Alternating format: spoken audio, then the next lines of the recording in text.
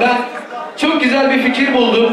Heyecan kardeşimiz kesinlikle arabesk rapçi değil. Değil. Bu birincisi.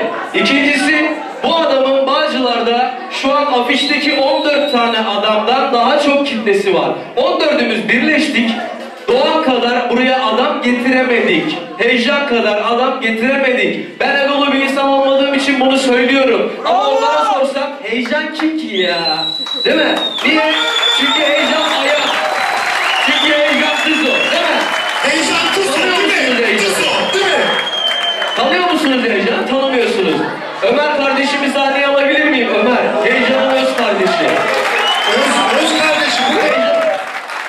Burada. Ömer nerede Ömer? Ömer gel abi. Gel kardeşim. Heyecanı bir yakından tanıyalım da ne kadar ön yargılı bir millet olduğumuzu anlayalım. Hoş geldin. Ömer kardeşimiz, Heyecan'ın öz kardeşi. Kardeşim, senin kimliğinde ne yazıyor? TC yazıyor değil mi? Aynen. Sen nerelisin kardeşim? Ben Bitlisliyim. Ben de Bitlisliyim. Peki hangi ülkenin vatandaşısın? Türkiye. Sana ne diyorlar peki kardeşim? Ben de Bitlisliyim. Bravo. Bu kadar.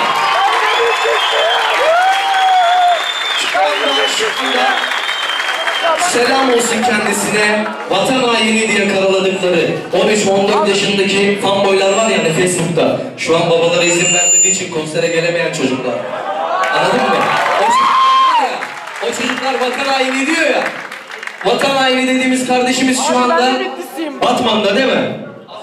Batman'da elinde tüfek, dağda gelen gerilleri kovuyor. Şu an vatanımızı koruyor kardeşim orada. Anladın mı? Vatanımızı koruyanlardan bir tanesi.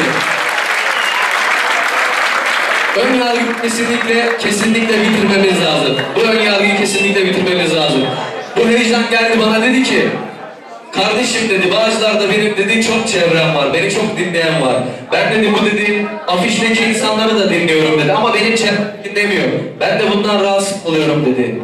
Ben dedi kitlemi kullanmak istiyorum dedi. Benim kitlem gelsin dedi, hakiki Türkçe rap dinlesin dedi. Heyecan, benim kitlem dedi, hakiki Türkçe rap dinlesin dedi. Can Feza dinlesin, Sancak dinlesin, İrve dinlesin, onu dinlesin dedi. Anladın mı? Anladın mı kardeşim?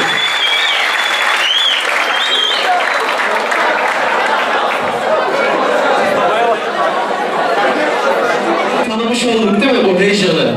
Dillerde olan, hani iftira atılan, şu şekilde, bu şekilde tanımış olduk yani.